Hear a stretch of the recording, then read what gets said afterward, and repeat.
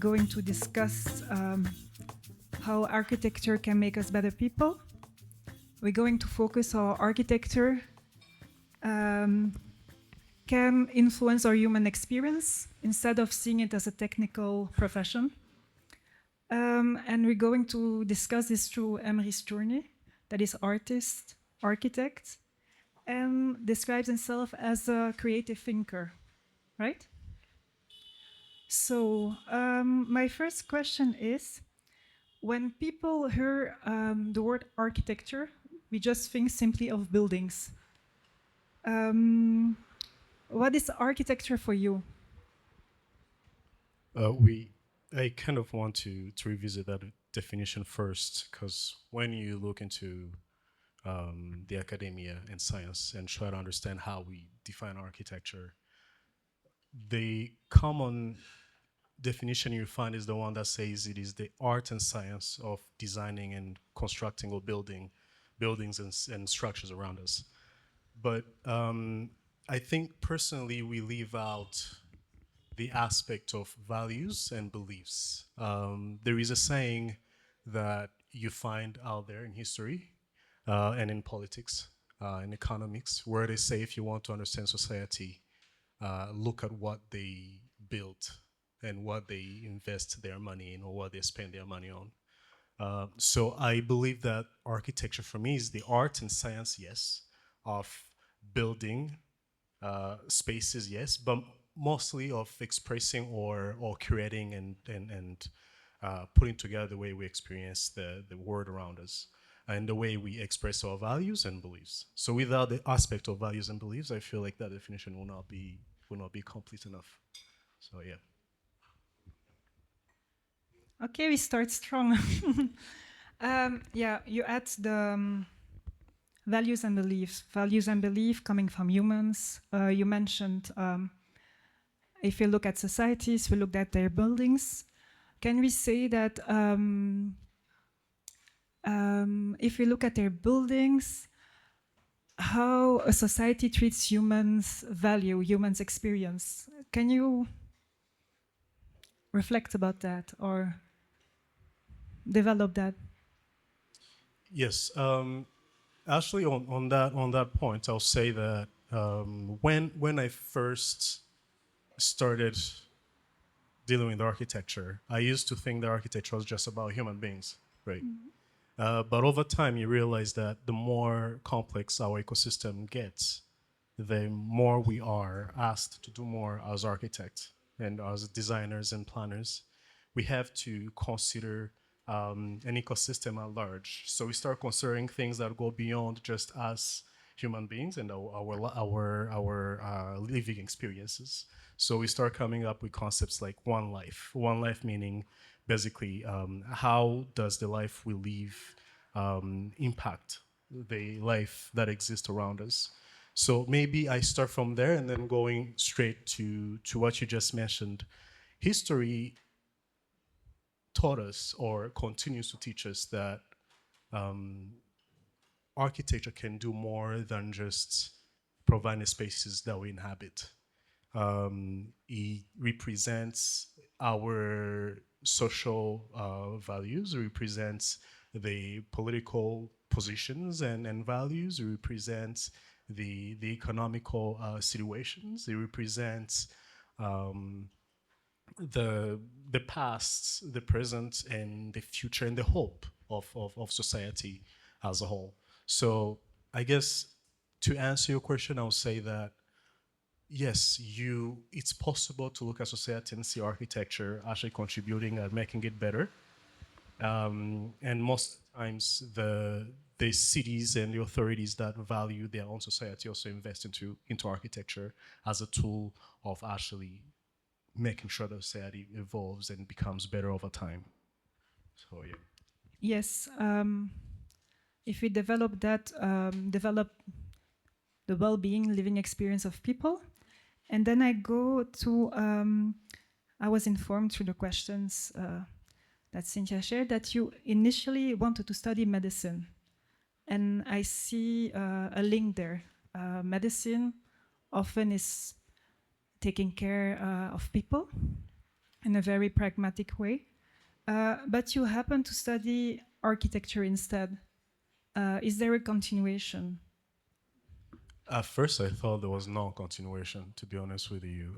I grew up in a family that, just like any other random kid from that time, I believe, art or any creative pursuit was seen as something that will take you nowhere. You know, you basically end up becoming a hungry creative, a hungry artist, a hungry whatever. So when I was growing up, we didn't have an architect in my family, so I really I didn't consider the possibility of becoming that kind of a let me say person than defining it as a profession till I finished my high school. However, throughout high school, I was doing art and design, and over time, I realized that I remember I was given the chance to actually go pursue medicine, and then I showed up at the campus for about 1 week, and then I realized I didn't like the fact that I there was no time for me to express myself. It was more of a digging deep into problem solving, into facts, so to say. So back then there was no continuation. It became more about like cutting the umbilical cord of what connected me to science to whatever, and then pursuing a new thing altogether. But over time, I got to realize that architecture is really about solving the issues before they show up. So this is what I'm trying to say. Uh, Bad spaces actually make us sick. That's just a given. I think you know exactly what it feels like to have a bedroom that faces the sunset, and then you go to bed and your bedroom has turned into an oven. We all know that feeling. And then you can sleep till, I don't know, 1 or 2 a.m. You're just tossing and turning. We all know what it feels like to be in an office that drives you every single time you show up. That drives you every single time you show up. We all know what it feels like to have a city that didn't consider pedestrians in its planning, that didn't consider the stormwater management in its planning, that didn't consider all of these challenges we get to face. We all know what it feels like to be in a neighborhood that changes, but the streets don't change. And then over time, the population that the neighborhood was planned for it doubles. You end up with tenfold of what the neighborhood was planned for, which increases the traffic in that neighborhood, which changes the experience of that neighborhood and what attracted people to that neighborhood in the first place. So, in a way, for me, architecture is actually a preventive approach to living a healthy lifestyle and to being connected to ourselves. In a way, architecture for me is that tool you use to curate everything around us that can actually make us sick, so that the only thing we're left with is the inner world or the inner universe that we can deal with over time. So there is a connection between the two, and funny enough, I get to spend, I would say, 50% of my architectural hours nowadays uh, designing, planning, dealing with the whole sector. So uh, I get to be in ORs, in exam rooms. I get to talk with doctors and all that. So in a way, it went full circle for me. Funny enough, but yeah. Okay, very interesting. The human behavior, the human being, is in the middle of the reflection. I really like this quote about we prevent problems instead of showing up when the problems are there. And then you made the link with like our neighborhoods develop. I think of Kigali developing every single day. Then my question is, how do the, let's say, urban planning or the architecture can influence human behavior? Can it influence human behavior? Can it influence behavior in a neighborhood? Absolutely. I totally do believe in that. There is a conference I attended last year I think was organized by GIZ, and they had RHA involved as well. They had the the the municipality also involved, and the whole conversation ended up getting into the master plan regulations, right? Um, and we were talking about this aspect of that exists in our master plan when you are applying for a construction permit. Let's say you're a developer, and then you end up realizing that even though you wanted to develop a G plus 10, your actually the return on your investment won't make any sense. So you actually go back to apply for an extra 5 floors, let's say. uh, that application is called the air rights, right? You apply for the air rights.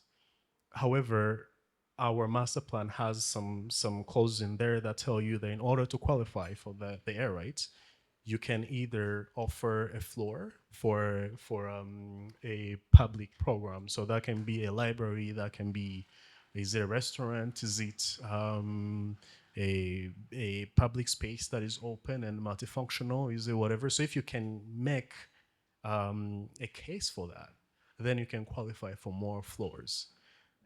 However, not all the developers get to do that. And the alternative to that is actually paying a fee to be able to get that permit. And not all the developers get to pay that fee because somehow we're still afraid that enforcing that regulation will mean less development. Developers will pull out basically. That's what we're still afraid of, but that's not the truth. That's not the reality, which is what came out of that conference. And I'm saying this to tell you that those spaces are actually needed. We need we need more third places here in Kigali. I think we all know that. We all know your Sunday evening when you don't want to stay in your house and you probably know that there's work next day and you're thinking about where you can go to cool down and enjoy the sunset or maybe be with the books and whatever, but we don't have a lot of those spaces. So it is imperative that we start designing and planning for spaces um, that make strangers into better neighbors. Let me put it that way. Spaces that bring us closer. Spaces that basically make distance feel that makes it impossible for you to notice the distance, to notice the fact that you're going from RDB to here. How can we design this entire street to make sure that it gives you that experience or encourages you to step out and actually walk? There is this other aspect that you tend to find in commercial buildings, especially in lobbies. And this, if any of you has been on Orscan, I'm pretty sure I've seen this.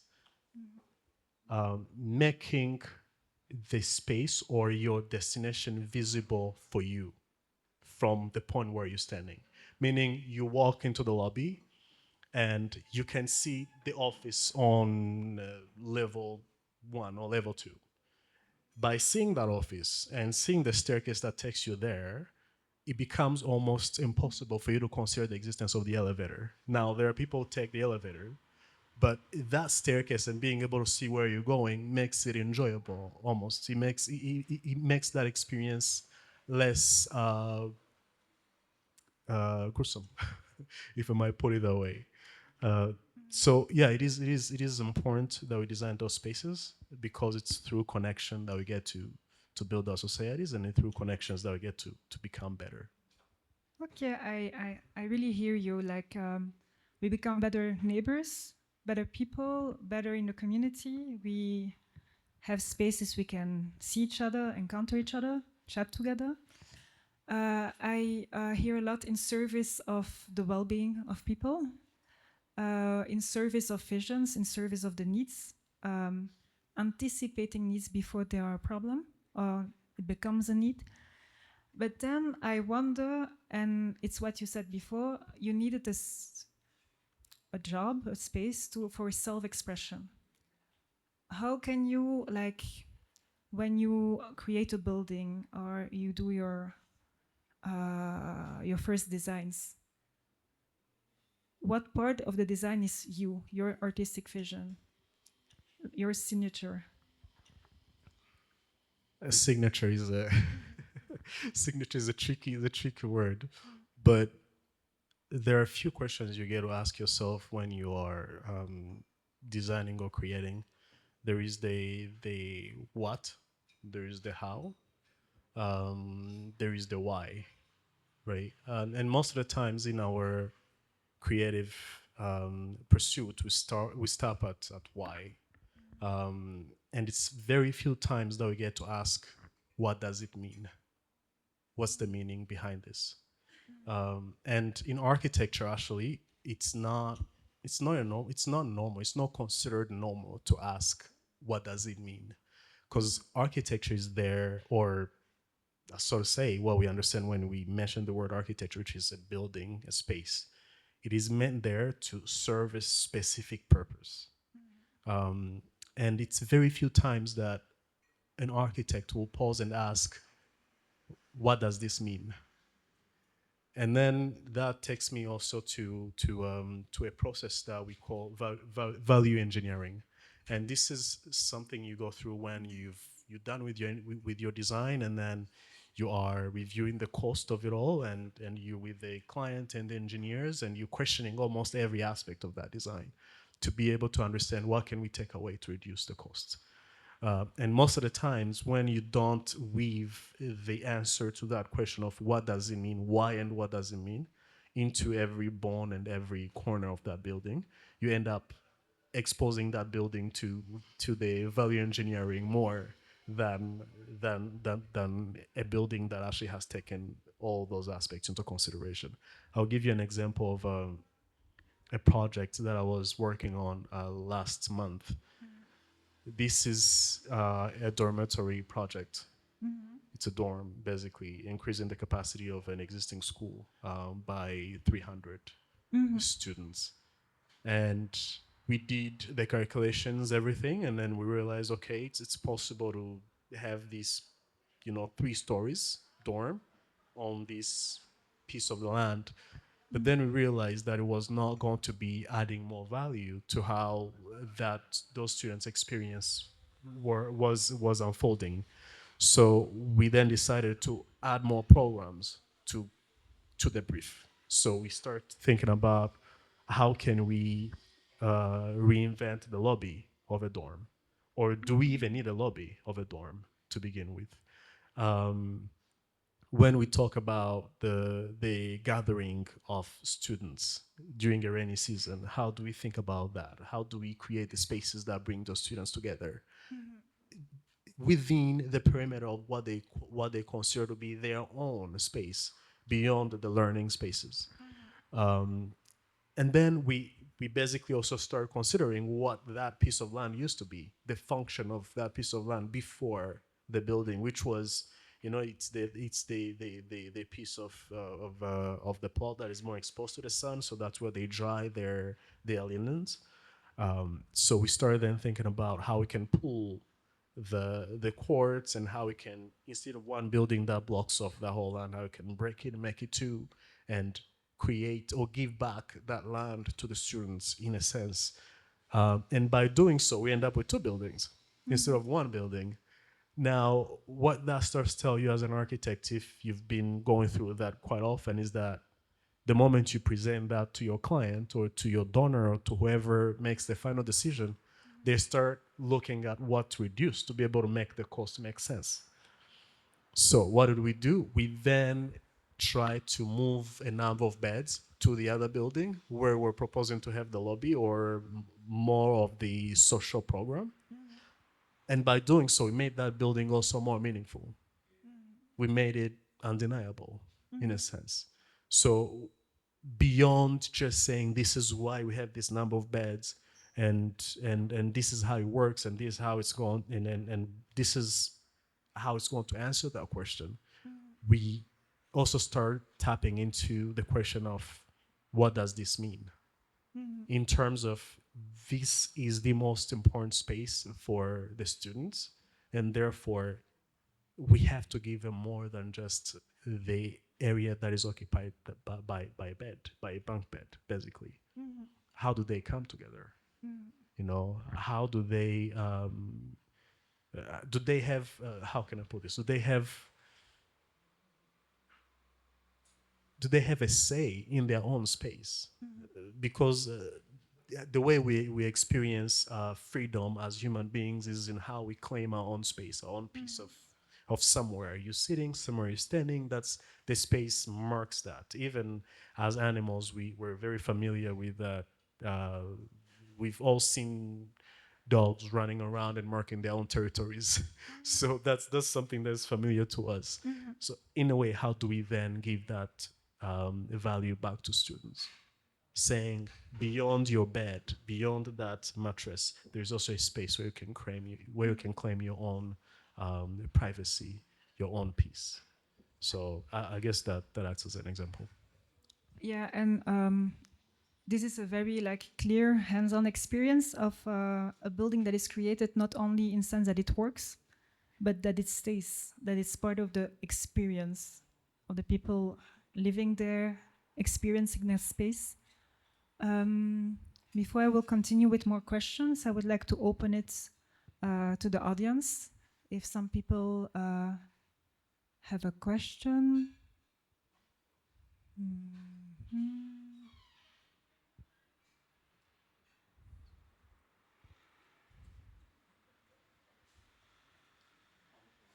Um, Now a question that is a little bit, yeah. If you have a question, raise your hand. Oh, there is a question.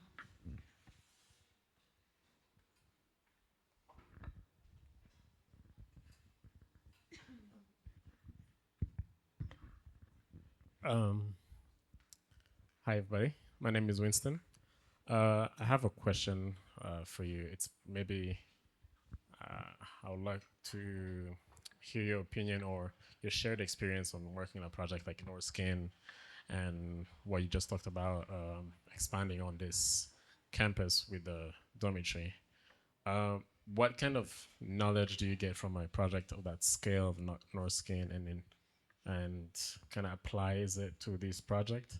Or are they two different projects that cannot, the same value you've added to Norskin cannot be applied to these dorms? Like for example, Norskin is like shared tech hub, creative spaces. So how do you kind of bring the quality of that space in a dormitory? Thank you. To go back to that, there is a what you have to solve for, which is, yeah, we need the co-working spaces, we need the offices, and then you also need the sleeping spaces in a dorm. But what Norscan does here is it makes landscape as important. It basically forces you to understand the landscape is as important as the building itself. That's one thing that Norscan does really well. And in this case scenario as well, if maybe we don't have that design here for me to show you, but what this building also does is to make sure that the gathering space also considers landscape as a very important aspect of the project itself.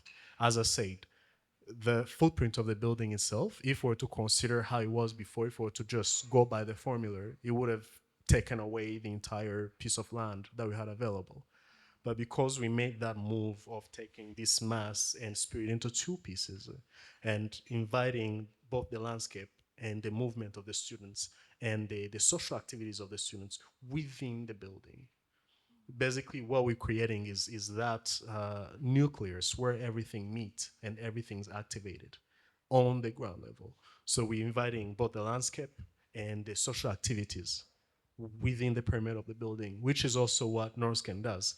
Norscan has this one concept that you really don't see by just visiting, which is the constellation.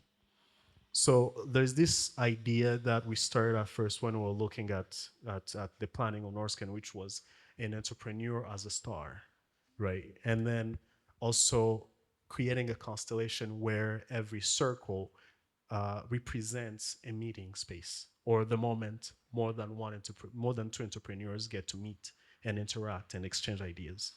So when you are walking from, let's say, the Peragora to the town hall, if you look at the pathways, you realize that these pathways are actually connecting circles and meeting spaces that change in sizes from 2 people to 4 people to 6 people to something that is as large as a town hall, for example. So what we're doing here is we are trying to tell you whether you're indoors or outdoors, that experience has to remain the same and it has to be as rich, equally as rich. And that's what we're also trying to do with the dormitory to say, we understand the activities that are going to happen here and we have to celebrate them. We have to host them. And that lobby was playing that role. I don't know if that answers your question, but Are there any other questions? Hi, Emery. hello. Mine is it's more in the grand scheme of things for architects. You guys quickly jump to Norsken, but we don't live at Norsken. We live at home and like ordinary houses, no more neighborhoods, gated communities. And my question is, do you guys see yourselves demystifying architecture going forward in the future so we can inspire some African architects for our neighborhoods and the kind of places that we are creating, you know? Because we're very lucky we are working with green pastures. We don't have places that are already planned and built and whatnot. And we have a chance to come up with our own designs that are African architecture, right? So do you have any future plans of demystifying architecture to that level where people understand that it starts from the smaller things like hydroponics on the balconies? We have smaller plots now. Gated communities can have different parts where there's gardens and things like that. Uh, Even the simple things like the neighborhood where I live, the roads have what we call the bike lanes, and people don't know bike lanes. They actually ride in the middle of the road and things like that. You have bike lanes in your neighborhood. Yes. Wow. And people think it's a walkway, so they just ride their bikes in the middle of the road. So are there any, I know it's not on you as one architect, but if you can find another group of architects and sit together and think about it and demystify architecture as a topic so people can understand that all these kind of builds are by design and they don't just spring up from nowhere, it would help a lot because now people understand that it's tied into their well-being and their day-to-day. I know this is like day one, but big ask. It's a big ask indeed. But I will say this. I guess there is a question. If I was to describe it, every architect in this room would trigger a certain level of PTSD, which is what's the difference between you and engineer? You know, or the that conversation you join and then it goes to the point where the client or the partner starts telling you about this other person who can provide the same solution for half the cost, half the price. So I have to thank Imigani because we need more conversations like this to be able to do what NASA is talking about. We need conversations. We need to educate both the people we work with and ourselves through these conversations. We get to exchange and I get to know as an architect what is important for the society that I serve. And then they also get to know what do we consider when we're serving them. I can keep going on this, but if we can't know what we don't get to talk about, you will stay in your own corner, you will know what you know, and then I'll stay in my own corner, then I'll know what I know. And the fact that architecture gets to consider all these things, you as a client, you as a partner, you as a stakeholder will never know this. You will never know that I have to consider you'll never know that I can actually have a conversation with your bank to make your loan a little bit more reasonable if we're speaking of a mortgage. You will never know that I can make your hospital better by talking about your business model and the number of visits you get to have.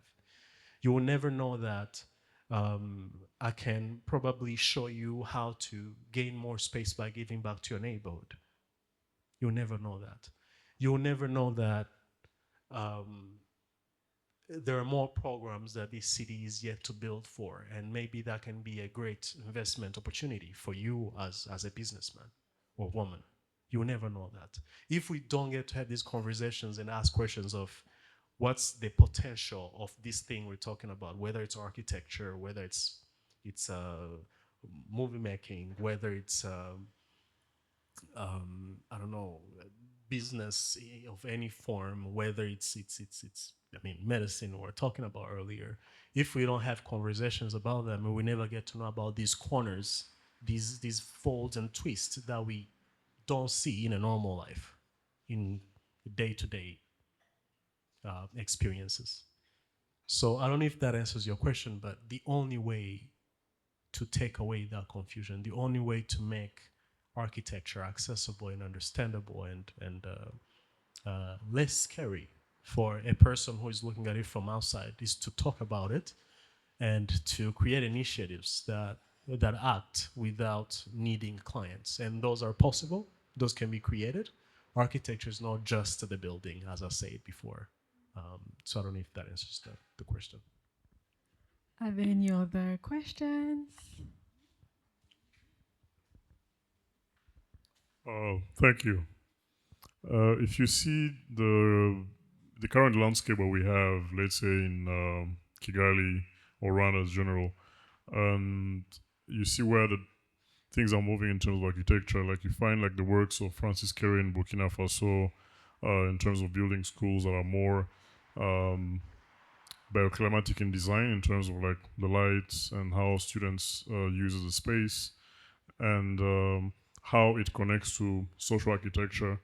Do you find it very interesting to have, let's say, in the context that we have, let's say, for example, in East Africa, and into what context will be driving it, and how will it connect to how maybe pupils, for example, in education, get better in terms of maybe how they view the world and how they can be inspired by it? Thank you. Francis Carey is an interesting role model to look at because he had to go home and create from the simplest, solve the simplest problem he had there, which was the village where he's from in Gando. They didn't have a school. So he actually left college before finishing to go back home and build a school. So by solving that simplest problem with this, using simplest tools he had around, he managed to create the philosophy that we know today as the architecture of Francis Carey. And of course, over time, building the practice, you bring in other great minds, and then you revisit what it is you believe in, and you make it better over time. In the context of Rwanda or East Africa in general, I think we have to think first of all from Africa, and then we come back to us as Rwanda, because there is such a thing as Bantu architecture, and it's up to us to revisit it and understand what does it mean, and then we can come back to the hut that we have here, to Inzu Zibgami, and understand what does the center pole mean actually in architecture, and how do we get to deploy that kind of tool philosophy in the modern architecture. There is something called vernacular intelligence. Vernacular intelligence in architecture is basically, I'll call it a process through which you get to question the indigenous architecture. Meaning, you get to ask things like, why did people use mud? Why did people look into 2 stories back then? Because such a thing existed. You get to ask, why do we have a tiny circular window there, and the storage for the sorghum and whatever is above the ground? You get to ask all these questions. And then the moment you get the answers to those questions, you start to reverse engineer them by basically analyzing how they relate to the time you're in, to the problems you're currently solving for. I'll give you an example. There is a project I worked on a while ago. This is an office in Togo. And when we looked into the area where we were designing that building, we realized that there is a clan that used to live there, and they created this model of architecture called Tata Somba. So they will consider things like safety, and the safety we're talking about is not put up a fence so they can have a safe home. No, this military stuff. You know, basically the architecture of Tata Somba is a smaller size of one of those castles you will see in France or whatever. They have the post around the central spaces for the guards to be in with their spears. They have the roof that is already done, like the way we do flat roofs for our high rises here. They already have those for Tata Somba, and most of the storages for the granaries are on the roof. Why? Because they don't want the invaders to access the granaries first, you know. And then they start considering things like spirituality. They have basically the spiritual monuments right at the entrance of their homes, and these take into consideration things like the god of the skies and how the sunset casts the light all the way to the end of the living space, the living room, where you have a hearth that is dedicated to their gods and everything. And therefore, as the sun sets, you have the light inside the room where you wouldn't have light otherwise. And they are considering all of these things. They are considering how you will sneak in from the basement space all the way up to the roof. And they have all these ladders that are already built in. And that's vernacular intelligence. Now, we didn't get to use all of that for an office building. But we use things like thermal mass, the cooling factors, the way they were playing with the openings. We use things like the way they were navigating from one space to another, what we call spatial hierarchy. All those are concepts that we had to borrow from Tata Somba to be able to replicate into that office so that the space can feel familiar for the communities that it is serving. So I don't know if that goes back to answer the question, but we have to understand that the architecture of our ancestors is as important. It matters a lot. Currently, we have 3D printing technologies, right? Now, if you look into it, you realize that there are initiatives that are coming up with, oh, this is how we can 3D print clay. But, I mean, we've been using clay since day one. What are we talking about here? The fact that we can make it faster? Maybe we don't want to make it faster. Maybe we want to create architecture that is for people, by the people, and with the people. You know, we want the man to be the one to mix clay and stack it up, and then we want our mothers to be the one to create the patterns, you know, on the walls with their fingers, with the pigments they're extracting from the ground. We want our kids to be the one to go and look for the thatch and look for the right materials, the right qualities. We want architecture that is made by the community. That's how we get to come together as Bantu, you know, or any other race that you can look into in Africa. If you look into the pyramids, it's not that different. So I don't know. We have to give value to our own architecture, to our own vernacular intelligence, and then we can borrow from elsewhere and filter. But we can't start from the other way around and think that we get to end somewhere. It's just impossible, which is what Francis Carey did as well.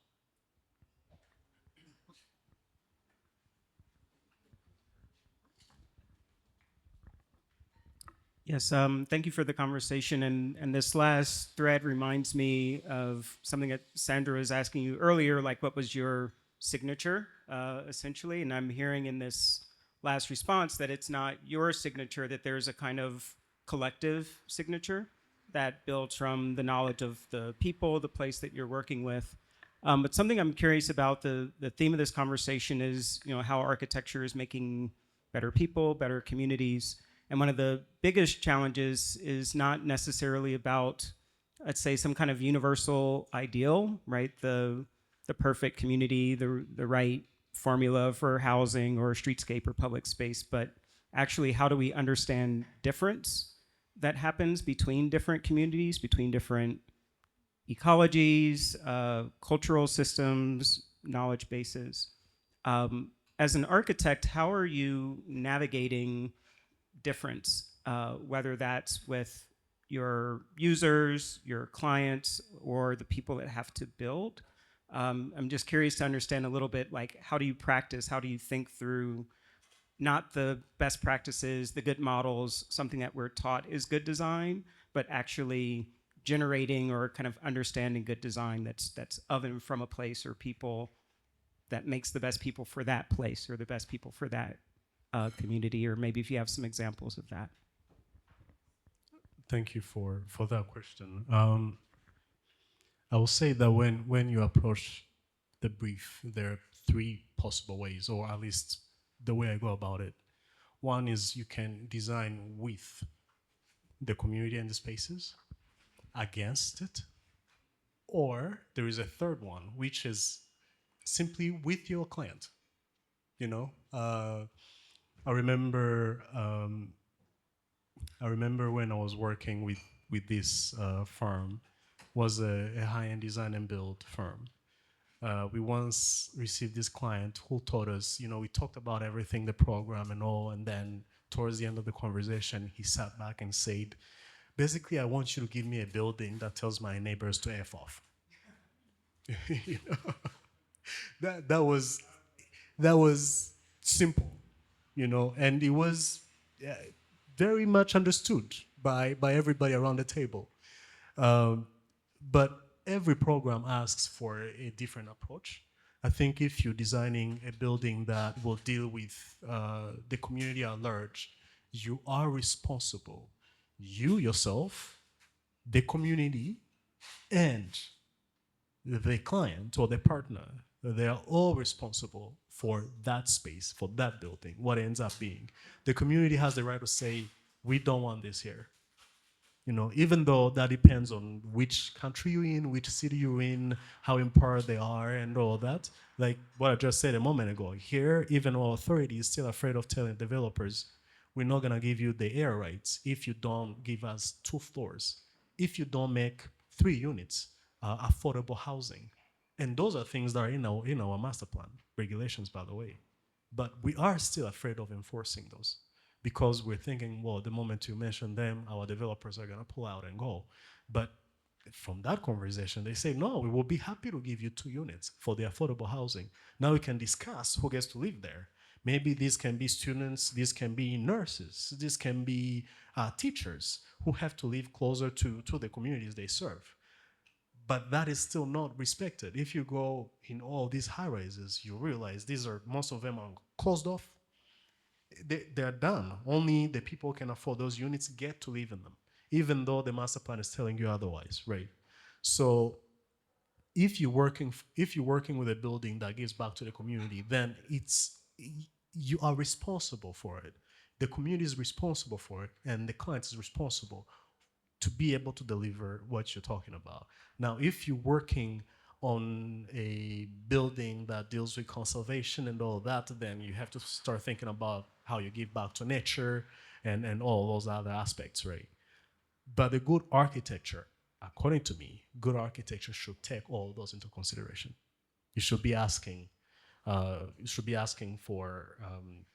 questions like, how am I working with the forces around me? Which forces am I supposed to resist or to work around? Because resisting them also imposes certain friction over time. And then the third thing is, what does my client or what does the user want in the end?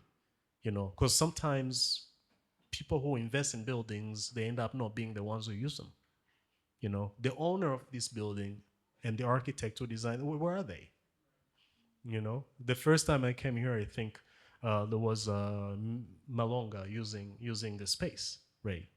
He's long gone now. He has his own space, and we're left with what we're dealing with here, right? So there is always that question of who gets to use the space and how are they going to use it. But also, of course, is the investor or the client or the owner of the space going to get what they want to get out of it? And can you actually really put a finger on it and understand that this is important and all these things are important, and how do you get to create a system where they all serve each other? So I guess that's what I will say to that. But for me, I approach every conversation from that point of perspective. What are we taking, what are we learning from the locality, but also what are we giving back to it, and how are we navigating around the problems and challenges we get to deal with. Thank you.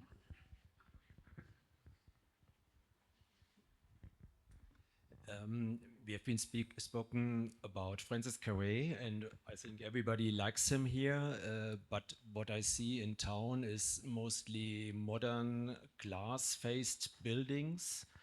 And so I'm wondering whether the future of Kigali will be really like Francis Carré. I don't think so.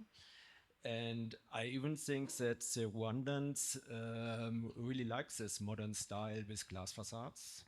So I think it will be different, and of course, also it's not appropriate to this climate. The buildings will be totally different, and I'm coming from Germany, but we have just the same discussions in Germany.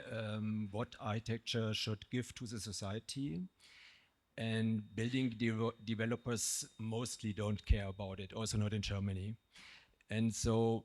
The best buildings in Berlin, where I come from, are mostly from cooperatives.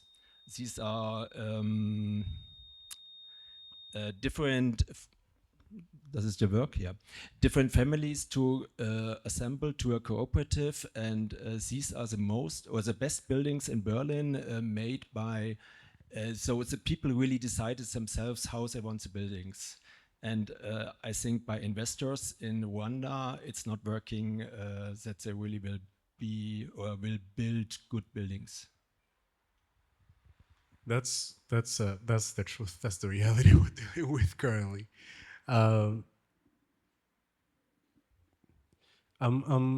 personally, I was actually having a conversation with friends of mine and hopefully future business partners, given how that conversation was unfolding.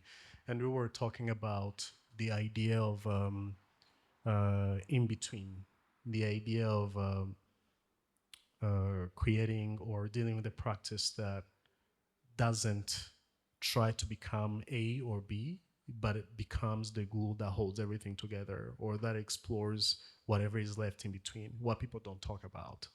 And that, when you're looking at it from an urban planning point of perspective, it becomes these spaces that we leave behind that we don't get to talk about that much, or the spaces that we demolish in the first place, they become what I believe in Berlin. You probably have a favorite jazz bar that has been there for almost 100 years.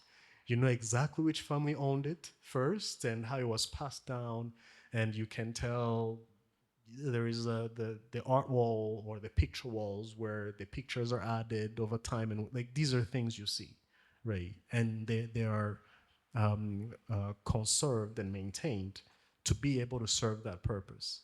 So there I'm coming from the point of perspective of the program.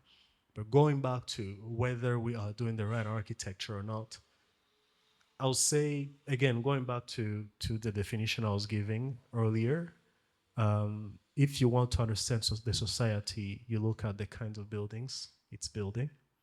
And that tells you how much power architects have in the conversations.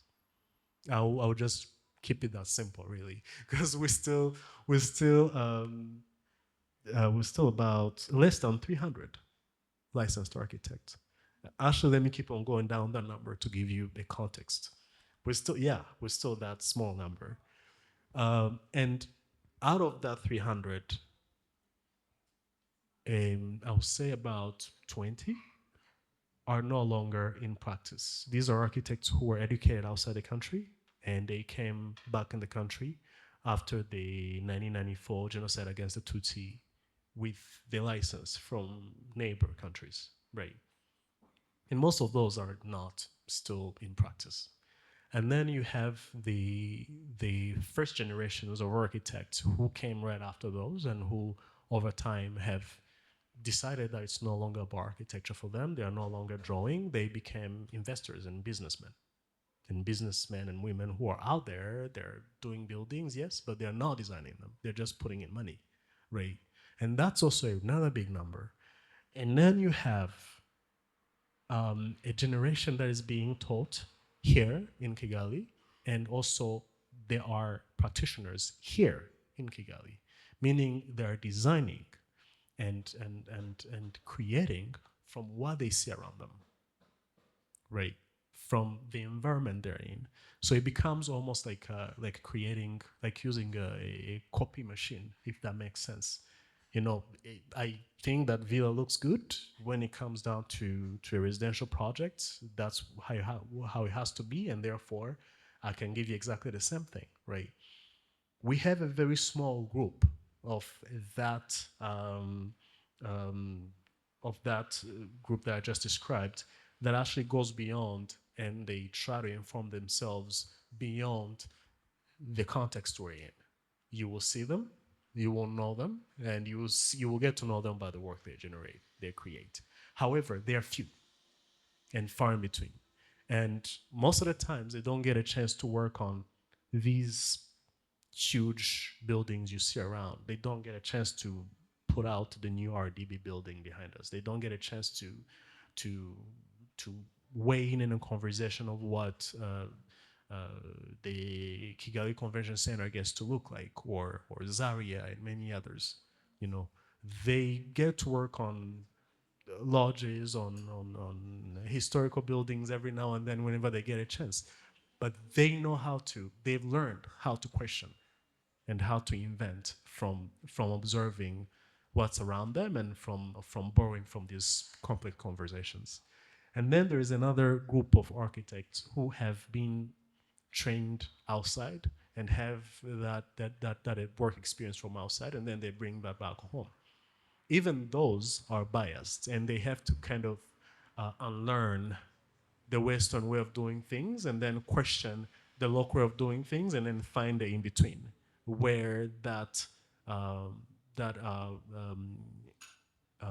fair practice gets to exist. That's it. Those are the divisions we have in less than 300 people. And I'm not even getting into who is licensed but is working in a licensure um, office, like in the city of Kigali or something like that, where they barely get to even touch the design. That narrows the number in a very considerable way, you know. So now you end up with architects who don't understand this context coming in and then developing most of the things you see around us. And the question is, what is the authority doing about that in order to balance both sides of the scale, in order to say, okay, you're coming in, but you have to work with this local architect so that the transfer of knowledge can exist, so that they can tell you what works here, and then you can tell them how you want to improve on it and create the outcome that is actually concrete. So that's something that is still it's a conversation that is still really complex to tap into, um, simply because our profession is still really young. It is still young, and yet it gets to have a lot of power on where the city is headed, how what we call development gets to unfold. So what I will say to that is the authority have to almost get ahead of it and put in place regulations that can then be able to guide at least the conversations with the hope to end up with a better outcome. Because right now, what we have isn't really working, as you just said. But we have a great opportunity of starting with a city that is not congested, that is not overwhelmed, and therefore we can try and fail and reinvent and go outside Kigali and do things that work better, and then take what worked and question it again and make it better again for the next batch, and then maybe in the future be able to come back in Kigali and say that doesn't work, that doesn't work, that doesn't work. But again, the authority has to get ahead of that conversation, I would say.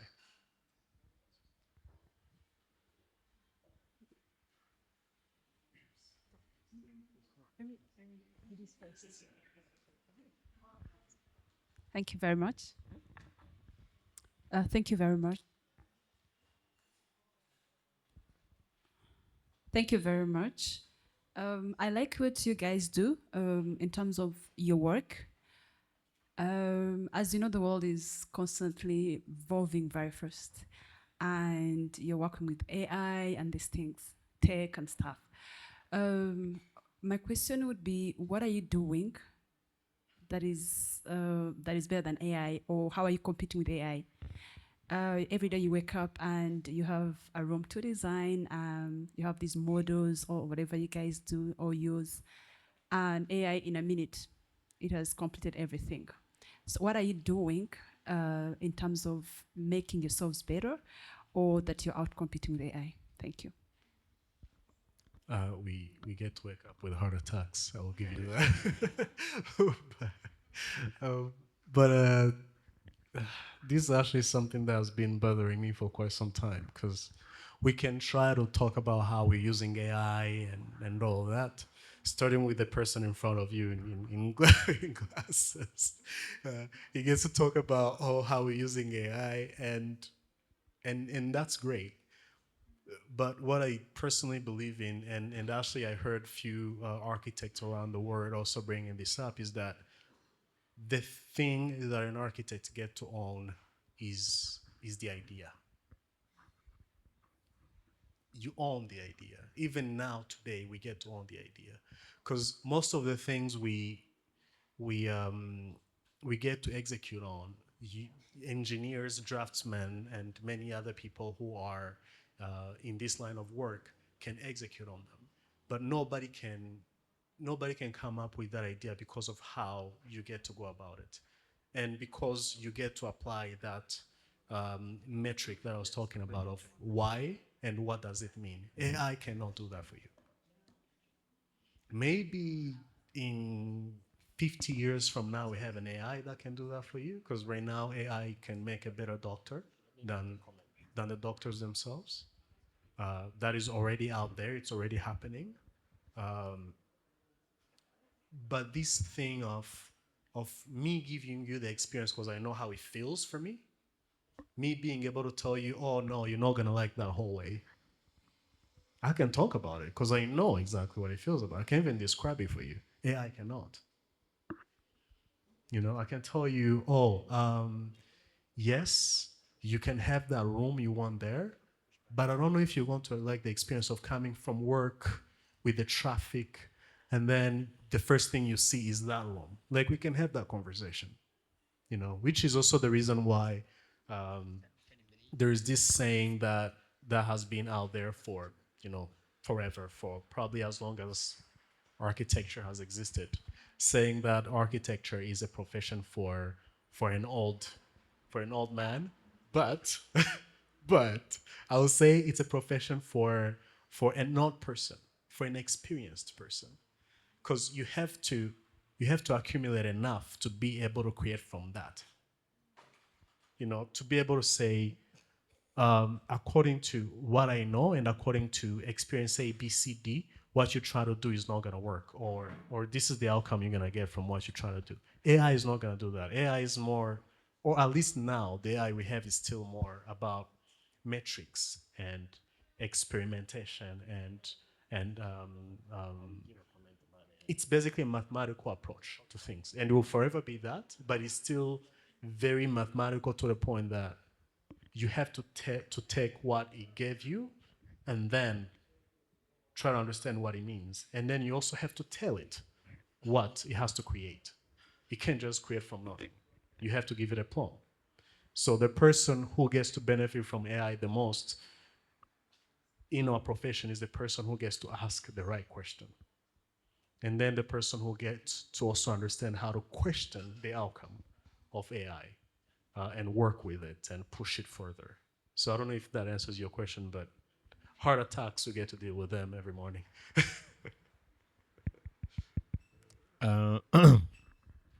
Maybe since you put me on the spot about AI, I would like to add a small comment. Um, the current models of language models we have cannot replace us yet, right?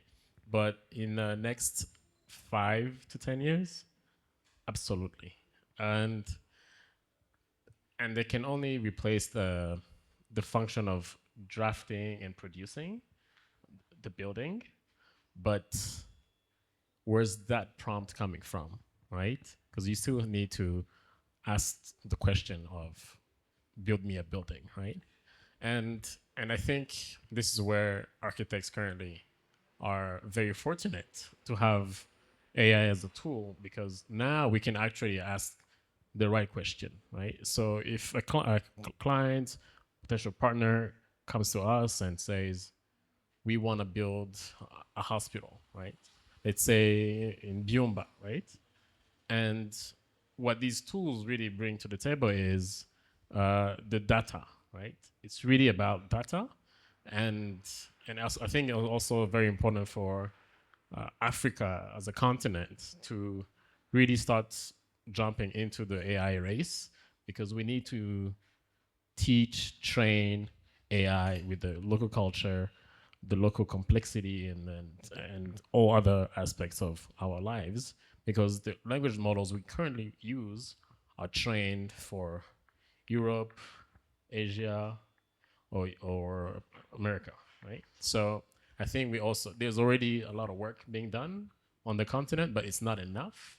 And I think that's why whenever we tap into that, I think it will give us an edge to kind of know what kind of information we can tap into. In my example of a hospital is we can know how many villages are around this part of Byumba, and say, okay, what's the least traveled distance for all the mothers in that region to get proper care, for example. So this is like AI is really bringing in data that we really need, that we usually don't get as fast. And this can really streamline our processes. And I think nobody should be scared about AI right now. It's just same way our phones came in and we're scared of like them taking over, but well, they've made us a little bit of zombies, but you know. But it's really information in our hands right now. And then my question is to you, Emery. Um, I believe you've been trained outside of Rwanda, and I would like for you to talk about if your training outside of Rwanda has really prepared you for the local complexities that we have on this continent, and what would you have done differently? What would you have done differently in your education, or would have loved to have, to kind of be prepared to what was coming? Um, to answer that question right away, I would say that it really, what it taught me was how to question and how to think, um, and how to go through the experimentation in the right way, I would say. Um, the idea of being prepared for the context we're currently working in, yeah, that wasn't there. That wasn't there. And I would say that if I knew then what I know now, I would have tried to make more trips back home, and probably every summer, not to come and work with a practice that will say, oh, sit in this office and like rot on that chair for 3 months, but more of you're out, you going through neighborhoods, you understanding, the struggles, and you coming up with solutions that are more inclusive, to the communities you're serving, and basically kind of active, using architecture as a movement than just a practice. I think that's what would have helped me back then more than anything else that I did.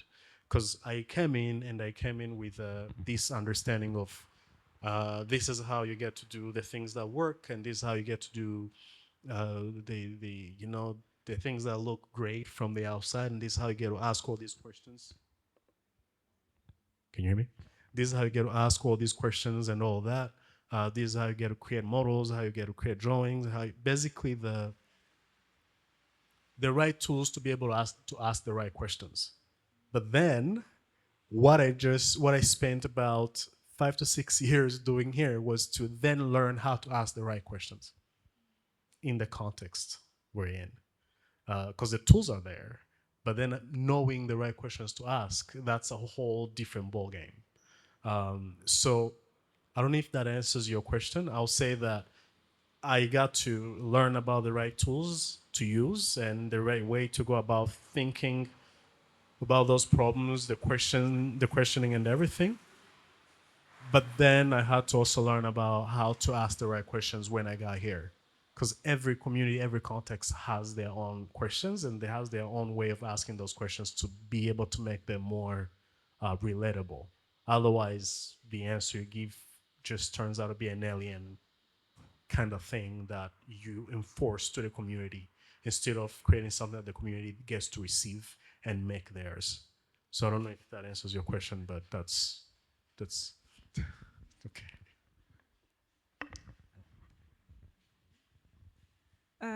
Yeah, thank you. I took some notes during your questions, and what I hear comes back a lot is an architect is somebody that can ask the right question to create a space that serves communities and people. Asking the right questions, questioning what is already proposed, asking the good questions to prevent future problems. So there is a space of creation, right? So I also hear that this space, that there is need for dialogue in between architect for asking the right questions, informing each other about the questions to ask, to come up with other questions, more questions. Am I right? You're right. Okay, yes, yes, yes. I also would like to come back to the beginning. Architecture is about beliefs, community. You used also another term. Represent actually how the community sees people and how serves people, right? And now I would get back to what you said. You see yourself as a creative thinker. I think that's the how do you say? It covers it all. Actually, the creative thinker that can create in different contexts with the knowledge of the architects would have. Is there any closing remark that you would like to give connected to the question of today? Can architecture create better people or better communities? I mean, I don't know if I was convincing enough on that question, but I do personally. I do believe that architecture makes better people because with architecture can create spaces where we get to come together. With better architecture, a stranger becomes a better neighbor. With better architecture, we get to have this conversation. With good architecture, we get to be healed by natural light. We get to be calmed down by the visual connection we have to landscapes around us. We get to learn the meaning of biophilia, inviting nature into our spaces. We get to understand the difference between painting your walls red versus green and white. With architecture, get to understand all those things. And I get to say, yes, architecture makes us better people because it gets to ask the question of what does it mean? And it's one of the very few professions out there that gets to ask that question. Maybe that's the reason why I didn't choose to become a doctor, because there was no question of what does this mean. It was more of, okay, what's the problem and how do we solve it, and how do we go about it, and why are we going about it this way? So asking the question of what does it mean, it connects to a very existential aspect of who we are and how we live life in general. And that's exactly what makes it more important, and that's exactly what gives it that power to be able to make us better people. Um, and then to that point of me seeing or defining myself as a creative thinker, I don't know, whenever we look into history and look at the great minds that we appreciate and that we get to study and learn about, let's say we look at Da Vinci and many others, they didn't get to wake up and say, oh, today I get to become a scientist. Oh, today I get to become a builder. Today I get to become a painter.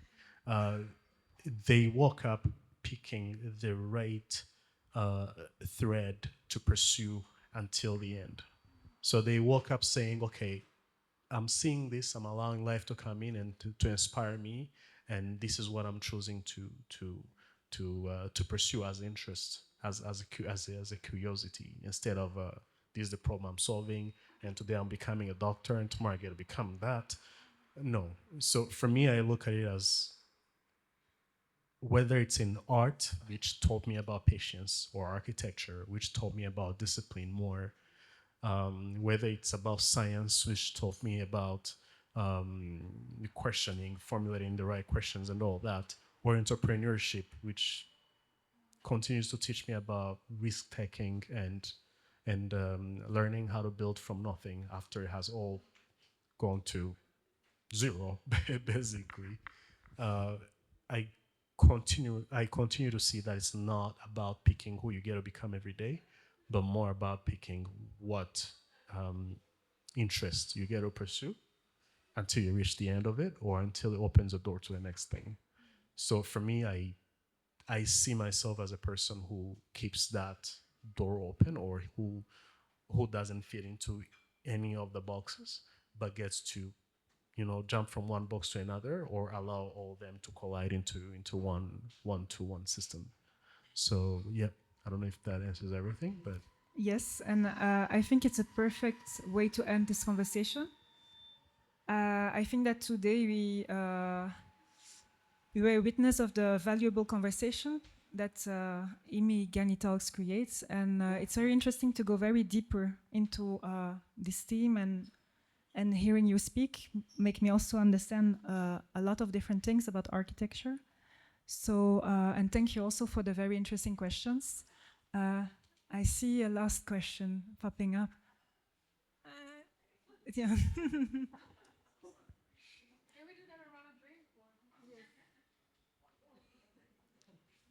Yeah,